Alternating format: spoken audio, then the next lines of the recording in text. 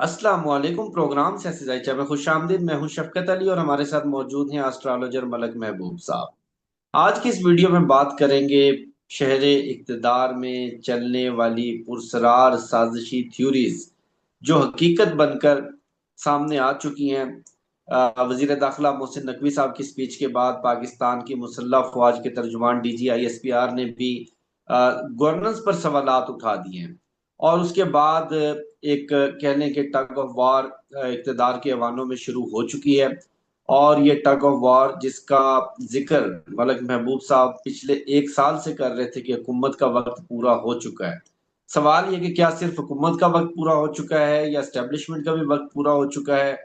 पाकिस्तान का सियासी जायचा क्या बता रहा है, ये जानते हैं मलक महबूब साहब से।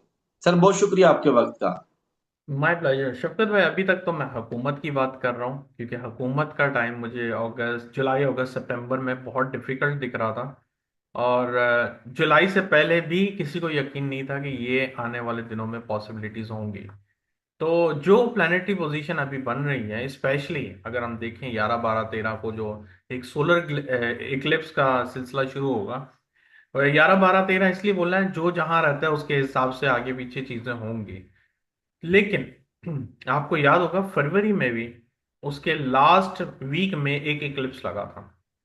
उसके बाद से देखें दुनिया में कितना चेंज आया है। ईरान इसराइल और अमेरिका की जो एक जंग चल पड़ी, उसकी वजह से ऑयल के अंदर क्राइसिस, और फिर आपके सामने ही है, सब चीज रिपीट करने का फायदा नहीं है। लेकिन जो करंट पोजीशन है उसके हिसाब से मार्स जो है बहुत जल्दी जेमिनाई में एंटर करने वाला है। इनफैक्ट अभी कर चुका भी होगा।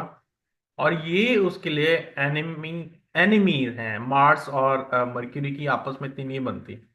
तो being a enemy I believe यहां से स्पेशली स्टार्टिंग फ्रॉम टुडे और टुमारो मैक्सिमम आपको चीजों में बहुत ज्यादा मसला नजर आएगा। मतलब एक एग्रेशन जो होता है, स्पेशली जो लोग जिनके असेंडेंट मार्स के लॉर्ड के अंडर में आते हैं, आपको एक एग्रेशन दिखेगा उनके अंदर। वो बहुत ज्यादा फोकस होंगे लड़ाई पे, झगड़े पे। और इस तरह से मसाइल जो आराम से हल हो सकते हैं वो और ज्यादा एक प्रेशर वाले इन्वायरमेंट में दाखिल हो जाएंगे। तो इनफैक्ट ये वीक, नेक्स्ट वीक, उसके नेक्स्ट वीक, मतलब मैंने जैसे आपको लास्ट व्लॉग में भी कहा था कि जिस वक्त हम अगस्त के एंड में बात कर रहे होंगे, बहुत सारी चीजें बदल चुकी होंगी। वो किसी एक मैंने गुप्त रह के बहुत बड़ा मैसेज दिया है कि बहुत ज्यादा चीजें बदल चुकी होंगी, क्योंकि जो टाइम पीरियड इस वक्त चल रहा है वो बड़ा डिफिकल्ट सा है। पाकिस्तान के अंदर मैंने जैसे कहा है आपको पहले भी, एहतजाज बहुत ज्यादा निकलेंगे। मे बी शायद न्यूज में नहीं आ रहा क्या है, लेकिन एज पर रीडिंग एहतजाज बहुत ज्यादा आपके सामने आने वाले हैं। और इसी के अंदर PTI भी अपने हाथ धोएगी। वो बहती गंगा में हाथ धोने वाली बात है कि वो भी एकदम से सामने आके अपना कुछ जो है ना स्टेटस बेहतर करने की कोशिश करेंगे। अच्छा मलक साहब, ये बताएं कि ये स्टैब्लिशमेंट और हुकूमत का ताल्लुक तो यूं समझे लव मैरिज था। और जी। इनको तो खुद बड़ी चाह से, बड़े मान से और बड़े मिन्नत तरलों से लाया गया था। बहुत सारे लोगों को तो एयरफोर्स के जहाज में बिठा कर लाया गया था, इनके केसेस माफ करवाए गए थे।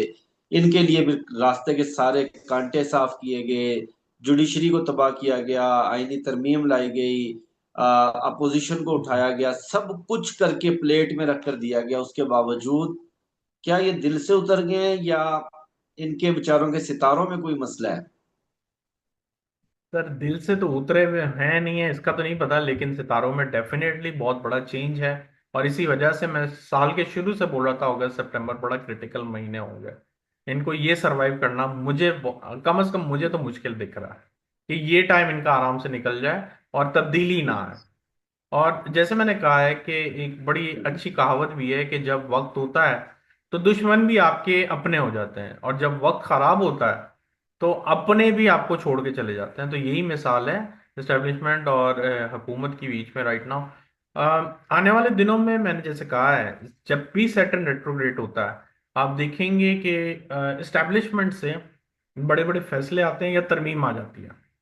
तो जिस वक्त ये 3 महीने पहले तरमीम का शोर मचा हुआ था, जिस वक्त सब कह रहे थे कि तरमीम आने वाली है, मैंने उस वक्त भी आपको कहा था तरमीम का टाइम तब होगा जब सैटर्न रेट्रोग्रेड होगा। और अब आप देख सकते हैं 27 जुलाई को जैसे ही सैटर्न रेट्रोग्रेड हुआ है, विद इन 4-5 दिनों के अंदर बहुत ज्यादा फ्लक्चुएशन आ रही है। अच्छा मलक साहब, ये बताइएगा कि वक्त सिर्फ हुकूमत का पूरा हुआ है या एस्टेब्लिशमेंट का भी वक्त पूरा हो गया? देखिए, इस्टेब्लिशमेंट का मैं नहीं कहूंगा वक्त पूरा हुआ है, लेकिन क्राइसिस जरूर आए हैं। जैसे हमने फील्ड मार्शल के जायचे पे बात की थी, मैंने कहा था कि जून जुलाई के अंदर उसके बाद आपको इनके जो एक तरह से जॉब रिस्पॉन्सिबिलिटीज हैं उसमें बहुत चेंज आने वाला है। और मुझे ये इससे ज्यादा आगे फिलहाल जाते हुए नहीं दिख रहा है। हम्म। अच्छा मलक साहब, ये भी बताइएगा कि मोहसिन नकवी साहब ने, DGISPR ने नए सूबों की बात की है। पाकिस्तान में नए सूबे बनते हुए नजर आ रहे हैं। और पीटीआई की भी बात की है कि पीटीआई को भी ऑन बोर्ड लेना पड़ेगा, उनको भी साथ बिठाना पड़ेगा। पीटीआई कहाँ साथ बैठती हुई नजर आ रही है? देखिए, और उस नए सूबों का भी बताइएगा। पीटीआई जो है खान साहब के, बगैर खान साहब के मुझे तो बहुत आगे आती हुई दिख रही है। लेकिन वो पीटीआई नहीं है, ये याद रखिएगा। ये पीटीआई का हम्म। दूसरा ग्रुप है जो खान साहब के नाम पे वोट लेके आगे चल रहा है। लेकिन उनको खान साहब की कोई परवाह मुझे नजर नहीं आ रही। और मैंने आपको पहले भी कहा था कि पीटीआई का जो फाउंडेशन का चार्ट है वो बहुत क्लियर आइडेंटिफाई कर रहा है कि पीटीआई में बहुत ही कम लोग हैं जो खान साहब के लिए खड़े होंगे, बाकी सब अपने मफाद के लिए हैं, जो भी सामने नजर आ रहा है।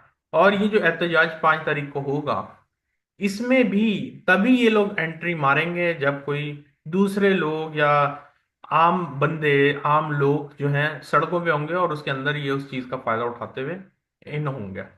हम्म।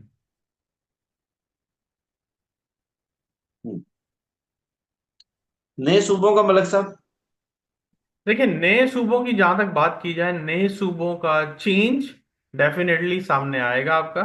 लेकिन काफी लोग ये भी बोलते हैं कि जो इंडियन एस्ट्रोलॉजर हैं, जो पाकिस्तान के खैर ख्वाह भी नहीं है, वो भी यही बोलते हैं कि पाकिस्तान टूटेगा। मुझे टूटता हुआ तो नहीं दिख रहा, मैंने आपको बोला है मुझे इजाफा दिख रहा है। वो इजाफा इस तरह तो नहीं होगा, लेकिन ये है कि थोड़ी सी जो ज्योग्राफिकल लोकेशंस में एक नई अमेंडमेंट आएगी, तो वो डेफिनेटली नजर आती है मुझे। अच्छा मलक साहब, आपसे इंशाल्लाह मैं अगली वीडियो में बल्कि डेट ऑफ बर्थ शेयर करूंगा वजीर दाखिला मोहसिन नकवी साहब की। और जी। उनके जायचे पर हम डिटेल गुफ्तगू करेंगे। क्या वो अगले किसी सेटअप में प्राइम मिनिस्टर या प्रेसिडेंट ऑफ पाकिस्तान आसिफ अली जरदारी, उनको चेंज किया जा सकता है? पीपल्स पार्टी के हवाले से पीपल्स पार्टी बड़ी एक्सट्रीम पोजीशन ले चुकी है। थोड़ा सा आखिर में बस सिर्फ ये बता दीजिएगा कि पंजाब की CM मरियम नवाज और प्राइम मिनिस्टर शहबाज शरीफ और साबिक वजीर आजम मियां मोहम्मद नवाज शरीफ का सियासी मुस्तकबिल क्या है?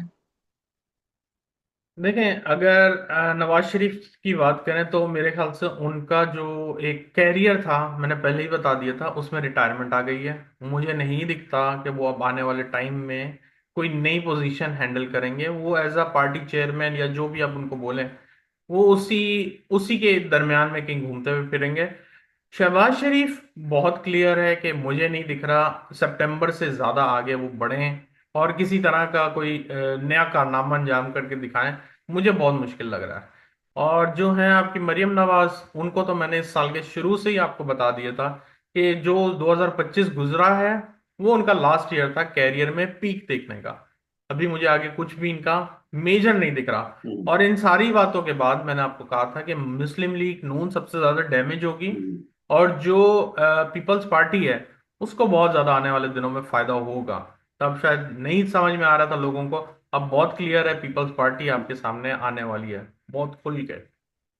देखें, अगर नवाज शरीफ की बात करें तो मेरे ख्याल से उनका जो एक कैरियर था, मैंने पहले ही बता दिया था, उसमें रिटायरमेंट आ गई है। मुझे नहीं दिखता कि वो अब आने वाले टाइम में कोई नई पोजीशन हैंडल करेंगे। वो एज अ पार्टी चेयरमैन या जो भी आप उनको बोलें, वो उसी उसी के दरमियान में कहीं घूमते हुए फिरेंगे।